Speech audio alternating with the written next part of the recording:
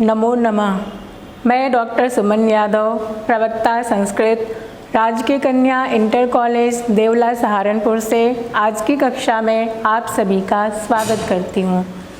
आज का प्रकरण है चंद्रापीठ कथा, जिसके अंतर्गत हम लोग अथ सा कन्यका से लेकर के यथार्थमेव नाम कृतवान इन पंक्तियों का अध्ययन करेंगे। बच्चों, आपके प्रश्न पत्र में एक अनुच्छेद या गद्यांश दिया जाता है जिसमें से 5 प्रश्न पूछे जाते हैं। इसलिए आप लोग आज पढ़ाए जाने वाले सभी अनुच्छेदों को ध्यानपूर्वक पढ़ेंगे, जिससे कि अंत में जब हम प्रश्नों का अभ्यास करें तो आप स्वयं भी उन प्रश्नों के उत्तर दे सकें। पहले पुस्तक और लेखक से संबंधित महत्वपूर्ण बिंदुओं को देख लेते हैं। चंद्रापीठ कथा का मूल ग्रंथ कादंबरी है। कादंबरी के कथानक को ही सार रूप में चंद्रापीठ कथा में पिरोया गया है। इसके रचनाकार महाकवि बाणभट्ट हैं। कादंबरी पांचाली रीति में लिखी गई है। महाकवि बाणभट्ट की भाषा परिमार्जित तथा समास बहुला है। उन्होंने जिस प्रकार लंबे लंबे समासों का प्रयोग अपने ग्रंथ में किया है, वह संस्कृत साहित्य में अन्यत्र नहीं मिलता। महाकवि बाणभट्ट की रचना कादंबरी के पात्रों में हृदय की कोमलता, भावनाओं की कुशलता, लोकलज्जा और कर्तव्य निष्ठा का सुंदर समन्वय दिखाई देता है। इसके सभी पात्र सजीव और सबल हैं। कादंबरी, महाश्वेता, तरलिका, मदलेखा, चंद्रापीठ, पुंडरीक, जाबाली, श्वेतकेतु सबका अपना विशिष्ट स्वरूप है। कादंबरी में श्रृंगार रस की प्रधानता है। पुंडरीक, चंद्रापीठ, महाश्वेता, कादंबरी आदि की हार्दिक भावनाओं की अभिव्यक्ति श्रृंगार रस में हुई है। श्रृंगार रस के अतिरिक्त बाणभट्ट ने वीर रस तथा करुण रस का भी वर्णन किया है।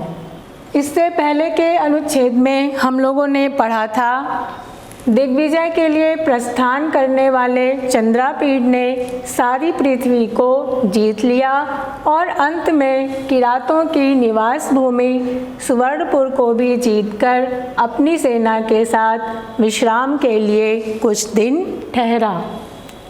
वहीं पर रहते हुए वह एक दिन शिकार के लिए निकला और किन्नर युगल का पीछा करते करते अकेले ही उस स्थान से 15 योजन दूर ऊंचे पहाड़ की चोटी पर चढ़ गया।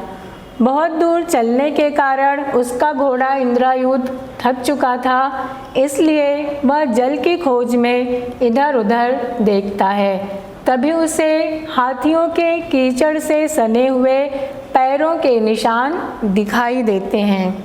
उन निशानों के पीछे चलते चलते अंत में वह अत्यंत स्वच्छ जल से युक्त अछोत सरोवर के पास पहुंचता है। सरोवर पर जल पी लेने और थोड़ी देर विश्राम करने के बाद चंद्रापीठ तालाब के उत्तरी किनारे पर उच्चरित होने वाले तथा कानों को अत्यंत प्रिय लगने वाले गीत को सुनता है। उत्सुकता के कारण वह उसी दिशा की ओर जाता है और एक सुनसान देव मंदिर में 18 वर्ष की कन्या को भगवान शिव की आराधना करते हुए देखता है तथा शिष्टाचारवश गीत के समाप्त होने की प्रतीक्षा करता है। गीत समाप्त होने के बाद वह कन्या चंद्रापीठ को अपने साथ एक गुफा में लेकर जाती है और उसका अतिथि सत्कार करती है। इसके बाद उस कन्या के पूछने पर चंद्रापीठ दिग्विजय से लेकर अपने वहाँ तक आने का संपूर्ण समाचार सुनाता है। इसके आगे की कथा का वर्णन हम प्रस्तुत अनुच्छेद में पढ़ेंगे। अथ सा कन्यका समुत्थाय शंखमयं भिक्षाकपालम् आदाय तरुतलेषु विचचार। अथ सा, इसके बाद, सा वह, कन्यका कन्या, समुत्थाय उठ करके शंखमयम शंख से बने हुए अथवा शंख के समान भिक्षा कपालम भिक्षा के कपालम पात्र को आदाय लेकर तरुतलेषु तरु वृक्ष तलेषु नीचे वृक्ष के नीचे विचचार घूमने लगी। इसके बाद वह कन्या उठ करके शंखमय भिक्षा के पात्र को लेकर के वृक्ष के नीचे घूमने लगी। अचिरेण तस्याः स्वयं पतितैः फलैः अपूर्यत भिक्षा भाजनम।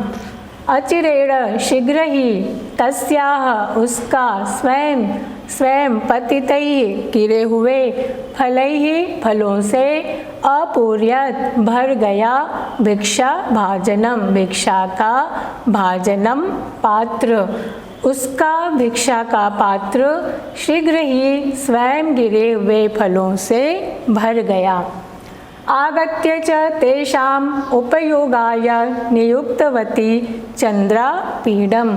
आगत्य आकर के जब उसका भिक्षा का पात्र फलों से भर गया उसके बाद आकर के तेषाम उनको उन फलों को उपयोगाय उपयोग करने के लिए खाने के लिए नियुक्तवती नियुक्त किया निवेदन किया अथवा दिया चंद्रापीडम चंद्रापीड को।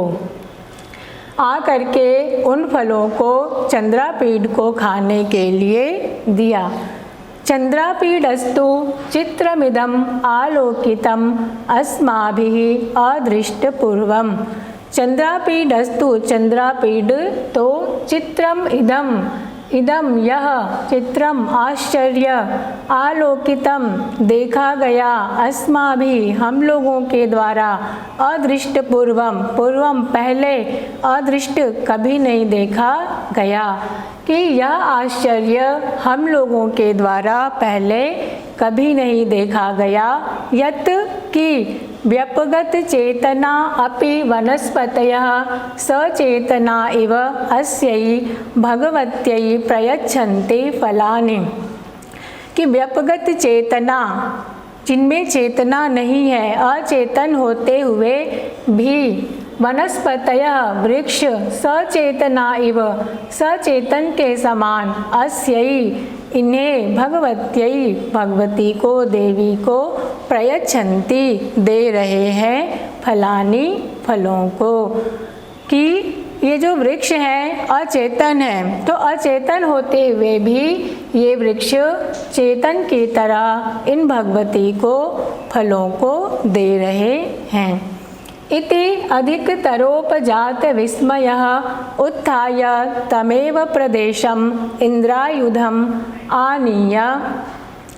इति इस प्रकार अधिकतरोपजात विस्मय अधिकतर उपजात और अधिक उपजात उत्पन्न हुए विस्मय आश्चर्य और अधिक आश्चर्यचकित हो करके उत्थाय उठ करके तमेव प्रदेशम उसी प्रदेश में उसी स्थान पर इंद्रायुधम इंद्रायुध को जो उसका घोड़ा था इंद्रायुध उसको आनीय ला करके और अधिक आश्चर्यचकित होकर उठ करके उसी स्थान पर इंद्रायुध को लाकर व्यपनीत पर्यायम उसकी जीन को उतार करके घोड़े की पीठ पर जो जीन बंधी हुई थी उसे उतार करके नाति दूरे न अति दूरे बहुत अधिक दूर न नहीं अर्थात समीप में ही संयम्य बांधकर समीप में ही घोड़े को बांधकर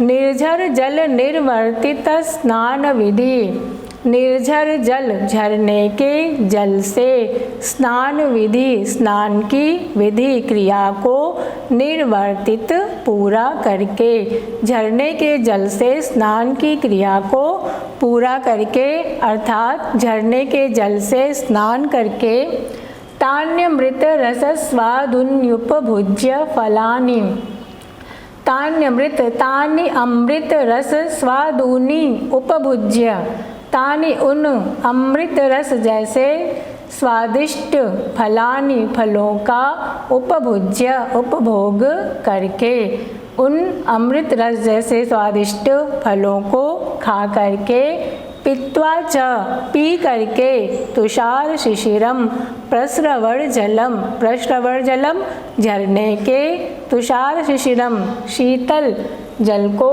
पी करके, पीत्वा पी करके, और उपस्पृश्य हाथ मुँह धो करके, एकांते एकांत में, तावत अवतस्थे तब तक बैठ गया। घोड़े की जीन को उतार करके और झरने के जल से स्नान करके और अमृत रस जैसे स्वादिष्ट फलों का उपभोग करके, उन्हें खा करके और झरने के शीतल जल को पी करके, हाथ मुँह धो करके एक स्थान पर चंद्रापीठ बैठ गया। अथ च निर्वर्तित संध्योचिताचारां परिसमापिताहारां शिलातले विस्रब्धम उपविष्टां तां कन्यकां सप्रश्रयम् उपसृत्य नातिदूरे समुपविश्य अवादीत्।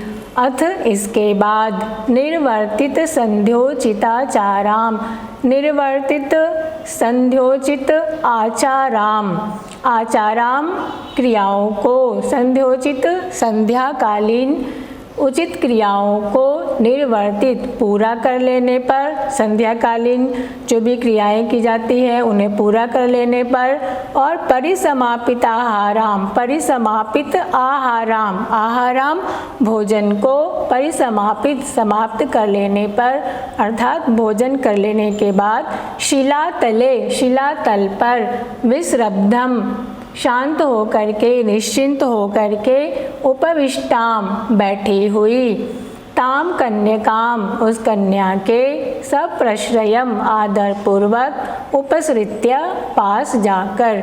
जब उस कन्या ने संध्याकालीन सभी क्रियाओं को पूरा कर लिया और भोजन कर लिया, और जब वह शिलातल पर बैठी हुई थी शांत होकर के, तब उस कन्या के पास विनय पूर्वक आदर पूर्वक जा करके, नाति दूरे समुपविश्य, न अति दूरे बहुत अधिक दूर नहीं, अर्थात पास में ही समुपविश्य बैठ करके अवादित बोला।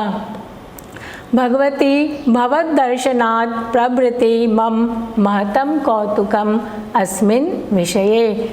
देवी भवद्दर्शनात् आपके दर्शन से, प्रभृति लेकर, आपके दर्शन से लेकर, मम मुझे, महतम महती बहुत बड़ी, कौतुकम उत्सुकता है, अस्मिन् विषये इस विषय में। जब से मैं आपसे मिला हूँ, जब से मैंने आपको देखा है, तभी से मेरे मन में इस विषय में उत्सुकता है, कौतूहल है कि कतरत मरुताम ऋषिणाम गंधर्वाणाम अप्सरसाम वाकुलम अनुगृहीतम भगवत्या जन्मना, कि किस मरुताम देवता के, ऋषिणाम ऋषि के, गंधर्वाणाम गंधर्व के, अप्सरसाम वाकुलम अथवा अप्सरा के कुल को, अनुगृहीतम अनुगृहित किया गया है, भगवत्या भगवती के, जन्मना जन्म के द्वारा। कि किस देवता के, ऋषि के, गंधर्व के अथवा अप्सरा के कुल को अनुगृहित किया गया है आपके जन्म के द्वारा। अर्थात शिष्टाचार दिखाते हुए चंद्रापीठ पूछता है कि आपने किस कुल में जन्म लिया है, आपका जन्म किस कुल में हुआ है। किमर्थम वास्मिन् कुसुम सुकुमारे नवे वयसी व्रत ग्रहणम, किमर्थम किस लिए, वा अथवा किस लिए, अस्मिन् इस कुसुम सुकुमारे फूल जैसे, सुकुमारे कोमल, नवे वयसी इस नई वयसी अवस्था में, इस युवावस्था में, व्रत ग्रहणम आपने इस व्रत को ग्रहण किया है। आपने किस लिए इस फूल जैसे कोमल युवावस्था में इस व्रत को ग्रहण किया है। किम निमित्तम वा वनम अमानुषम एकाकिनी अधिवससि, किम निमित्तम वा, अथवा किस निमित्त से, किस कारण से, वनम, वन में, अमानुषम मनुष्य रहित इस निर्जन वन में एकाकिनी अकेले ही अधिवससी निवास कर रही हैं। किस कारण से इस निर्जन वन में अकेले ही निवास कर रही हैं। क्वेदम वयः, क्वेयम इंद्रियाणाम उपशांति, क्व इदम वयः, क्व कहाँ, इदम यह, वयः अवस्था, कहाँ तो आपकी यह अवस्था, यह आयु, और क्वेयम इंद्रियाणाम, क्व इयम, क्व कहाँ, इयम यह, इंद्रियाणाम इंद्रियों की उपशांति, कहाँ तो आपकी यह अवस्था, यह आयु, और कहाँ पर आपकी इंद्रियों की यह उपशांति। अद्भुतमिव में प्रतिभाति, में मुझे, अद्भुत इव अद्भुत के समान, सब कुछ मुझे ये अद्भुत प्रतिभाति लग रहा है, मुझे यह सब कुछ अद्भुत लग रहा है। तत् यदि नाति खेद कर्मिव ततः कथनेन आत्मानम अनुगृह्यमाणम इच्छामि। तत् यदि, यदि नाति खेद कर्मिव, न अति खेदकरम इव, अगर यदि बहुत अधिक खेदकर न हो, बहुत अधिक कष्टकर न हो, ततः तो कथनेन, कथन के द्वारा, आपके कथन के द्वारा, आत्मानम अपने आप को, अनुगृह्यमाणम अनुग्रहित करना, इच्छामि चाहता हूँ। अगर बहुत अधिक कष्ट करना हो तो आपके कथन के द्वारा अपने आप को अनुग्रहित करना चाहता हूँ। अर्थात यदि बहुत अधिक कष्ट करना हो तो आप मुझे अपने बारे में बताएं, मैं आपके विषय में सुनना चाहता हूँ। आवेदयतु भवती सर्वम इति, आवेदयतु बताए, भवती आप, सर्वम सब कुछ, आप सब कुछ बताएं। एवं अभिहिता सा किमप्यन्तः ध्यायन्ति दीर्घम उष्णम च निःश्वस्य प्रत्यवादीत। एवं इस प्रकार अभिहिता कही गई, सा वह कन्या, किमप्यन्तः किमपि अंतः कुछ, अंतः अपने भीतर ही, अपने मन में ही, ध्यायन्ति सोचती हुई। जब चंद्रापीड़ ने उससे इस प्रकार कहा, उसके बारे में पूछा, तो कुछ मन में सोचती हुई, दीर्घम उष्णम च, दीर्घ बड़ी, और च और उष्णम गर्म, निःश्वस्य श्वास लेकर के, प्रत्यवादी बोली, राजपुत्र किमनेन मम मंदभाग्यायाः जन्मनः प्रभृति वृत्तान्तेन श्रुतेन। किम अनेन, इससे क्या, मम मेरे, मुझ, मंदभाग्यायाः जिसका भाग्य मंद है, जिसका भाग्य अच्छा नहीं है, तो मुझ अभागन के, जन्मना प्रवृत्ति जन्म से लेकर के अब तक के, वृत्तांतेन वृत्तांत को, समाचार को, श्रुतेन सुनने से क्या, कि मुझ अभाग्नि के जन्म से लेकर के अब तक के समाचार को सुनने से क्या लाभ। तथापि यदि महत् कुतूहलम तत्कथयामि श्रूयताम, तथापि फिर भी, यदि महत् कुतूहलम, महत् बहुत अधिक, कुतूहलम उत्सुकता है, तो तत्कथयामि तो कहती हूँ, श्रूयताम सुनिए। एतत् प्रायेण भवतः श्रुति विषयम आपतितमेव। एतत् यह तो, प्रायेण प्रायः, भवतः आपके, श्रुति विषयम श्रुति के विषय में, श्रुति अर्थात कान, कानों के विषय में, अर्थात सुनने में, आपतितमेव आपतित पड़ा ही होगा, आया ही होगा, ऐसा तो प्रायः आपके सुनने में आया ही होगा कि यथा दक्षस्य प्रजापतेः अतिप्रभूतानां कन्यकानां मध्ये द्वे सुते मुनिः अरिष्टा च बभूवतुः। कि दक्षस्य प्रजापतेः, दक्ष प्रजापति के, अतिप्रभूतानां बहुत अधिक, कन्यकानां कन्याओं के, मध्ये बीच में, द्वे सुते दो पुत्रियाँ मुनि अरिष्टा च, मुनि और अरिष्टा बभूवतुः हुई। दक्ष की प्रजापति के बहुत अधिक कन्याओं के बीच में दो पुत्रियाँ हुई, मुनि और अरिष्टा। तत्र अरिष्टायाः पुत्र हंसो नाम गंधर्व राजः सोममयूख संभवात् अप्सरः कुलात् समुद्भूतां हिमकर किरणावदात वरडां गौरी नाम कन्यकां प्रणयिनीम् अकरोत्। तत्र उनमें अरिष्टायाः अरिष्टा के पुत्र हंसो नाम गंधर्व राजा, हंस नाम के गंधर्व राज ने सोम मयूख संभवात, सोम चंद्रमा, मयूख किरण, संभवात उत्पन्न, चंद्रमा की किरणों से उत्पन्न, अप्सरा कुलात, अप्सरा के कुल में, समुद्भूताम उत्पन्न, हिमकर किरणावदात वरडाम, हिमकर किरण अवदात वरडाम, हिमकर चंद्रमा, किरण चंद्रमा की किरणों के समान, अवदात श्वेत वरडाम, वर्ण वाली, रंग वाली, गौरी नाम कन्यकाम, गौरी नाम की कन्या को प्रणयिनीम अपनी पत्नी अकरोत किया। उनमें से अरिष्टा के पुत्र हंस नाम के गंधर्वराज ने चंद्रमा की किरणों से उत्पन्न, अप्सरा के कुल में उत्पन्न, चंद्रमा की किरणों के समान श्वेत वर्ण वाली गौरी नाम की कन्या से विवाह किया। तयोरहम ईदृशी विगत लक्षणा दुख सहस्र भाजनम एकेव सुता समुत्पन्ना।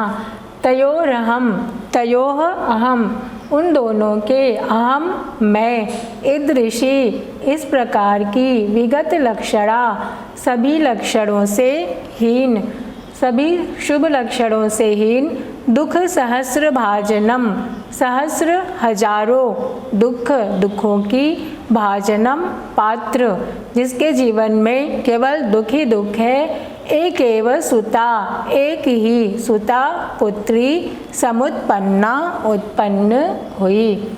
उन दोनों के इस प्रकार की शुभ लक्षणों से हीन और हजारों दुखों की पात्र एक ही पुत्री उत्पन्न हुई। तातस्तु में अनपत्यतया सुतजन्मातिरिक्तेन महोत्सवेन मज्जन्म अभिनंदितवान। तातस्तु में, तात में मेरे, मेरे पिता तो अनपत्यतया, अपत्य संतान, अनपत्य संतान न होना, तो अनपत्यतया संतान न होने के कारण, कोई और संतान न होने के कारण, सुत जन्मातिरिक्तेन, सुत पुत्र के जन्म से भी अतिरिक्त बढ़ करके, पुत्र के जन्म से भी बढ़ करके, महोत्सवेन उत्सव के द्वारा, महोत्सव के द्वारा, मत जन्म मेरे जन्म का अभिनंदित वान, अभिनंदन किया, स्वागत किया। मेरे पिता के कोई संतान नहीं थी, इसलिए उन्होंने मेरे जन्म पर पुत्र जन्म से भी अधिक महोत्सव करके मेरे जन्म का स्वागत किया। प्राप्ते च दशमे हनि महाश्वेता इति यथार्थमेव नाम कृतवान। प्राप्ते च दशमे हनि, दसवां अहनि दिन प्राप्ते आने पर, 10वें दिन महाश्वेता इति इस प्रकार, यथार्थमेव नाम यथार्थ ही नाम कृतवान किया। अर्थात 10वें दिन आने पर मेरी विशेषता के अनुसार मेरा नाम महाश्वेता रखा। एक बार संपूर्ण अनुच्छेद के सार को देख लेते हैं। चंद्रापीड़ के मुख से संपूर्ण समाचार सुनने के बाद वह कन्या उठती है और भिक्षा पात्र लेकर वृक्षों के नीचे घूमती है। शीघ्र ही उसका भिक्षा पात्र अपने आप गिरे हुए फलों से भर जाता है, जिसे देखकर चंद्रापीड़ अत्यंत आश्चर्यचकित होता है।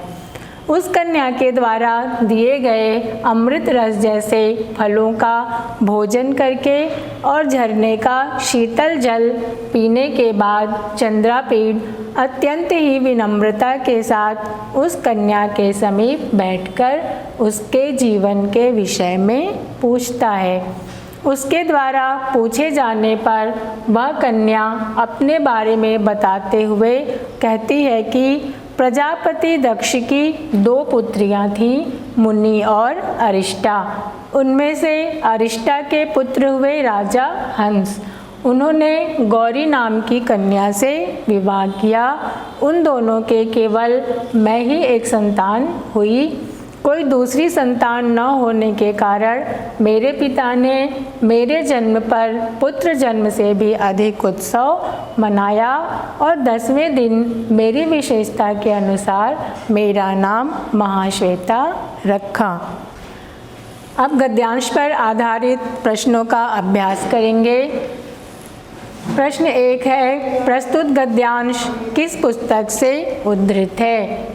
तो इसका उत्तर होगा प्रस्तुत गद्यांश चंद्रापीड़ कथा से उद्धृत है। प्रश्न 2 है, विदित सकल वृत्तांता सा कन्यका कुत्र विचचार। विदित सकल वृत्तांता संपूर्ण समाचार विदित जानने पर सा कन्यका वह कन्या कुत्र विचचार कहाँ विचरण करने लगी। संपूर्ण समाचार जानने के बाद सुनने के बाद वह कन्या कहाँ घूमने लगी। तो विदित सकल वृत्तांता सा कन्यका तरुतलेषु विचचार। संपूर्ण समाचार सुनने के बाद वह कन्या तरुतलेषु वृक्ष के नीचे विचचार विचरण करने लगी, घूमने लगी। अगला प्रश्न है, तरुतलेषु विचचार का वृक्ष के नीचे कौन घूमने लगी। तो सा कन्यका तरुतलेषु विचचार, वृक्ष के नीचे वह कन्या घूमने लगी।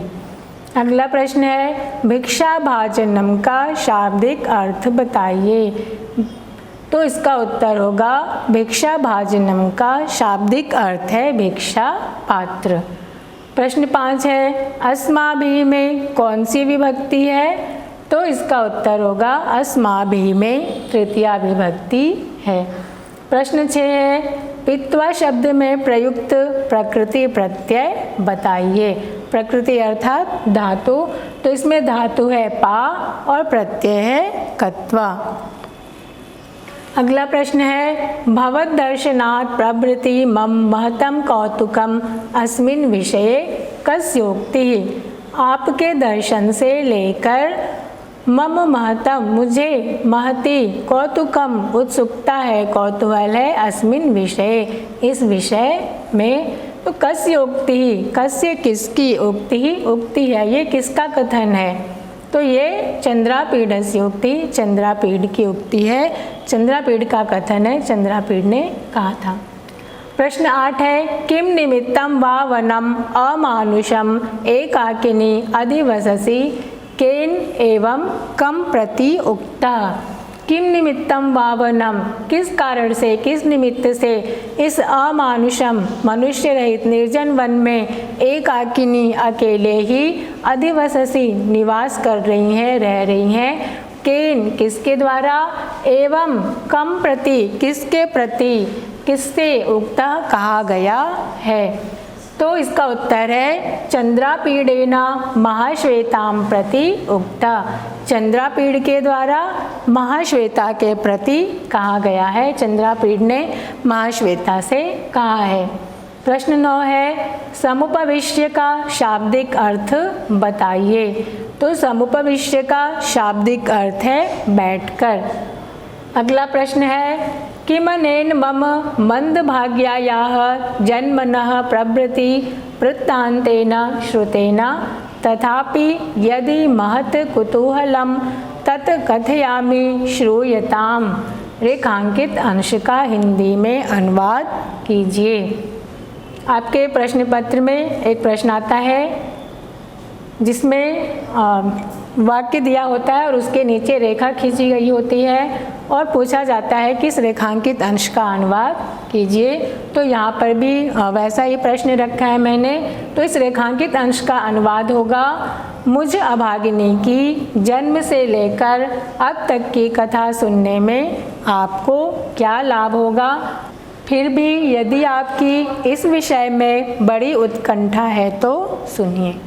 आगे के अनुच्छेद में आप लोग पढ़ेंगे कि महाश्वेता अपने जीवन के विषय में चंद्रापीठ को बताती है। अब यहाँ पर मैंने आपके लिए स्वमूल्यांकन के लिए कुछ प्रश्न दिए हैं, आप उन प्रश्नों का अभ्यास करेंगे।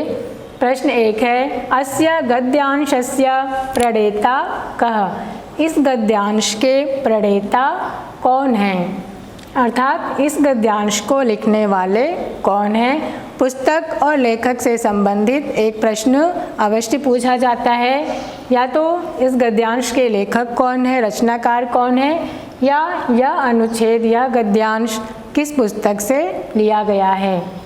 अगला प्रश्न है, कस्याः भिक्षापात्रम अचिरेण स्वयं पतितैः फलैः अपूर्यत। किसका भिक्षा पात्र शीघ्र ही स्वयं गिरे हुए फलों से भर गया। तीसरा प्रश्न है, ऋषिराम में कौन सी विभक्ति है। अगला प्रश्न है, चंद्रापीडः कस्याः समीपम अगच्छत। चंद्रापीठ किसके समीप आया, किसके समीप गया। और अगला प्रश्न है, विगत लक्षणा का शाब्दिक अर्थ बताइए। आशा है आज का पाठ आप लोगों को अच्छी प्रकार से समझ में आ गया होगा। आप लोग स्वाध्याय करते रहिए। आज के लिए इतना ही, अगले पाठ में फिर मिलेंगे। तब तक के लिए धन्यवाद।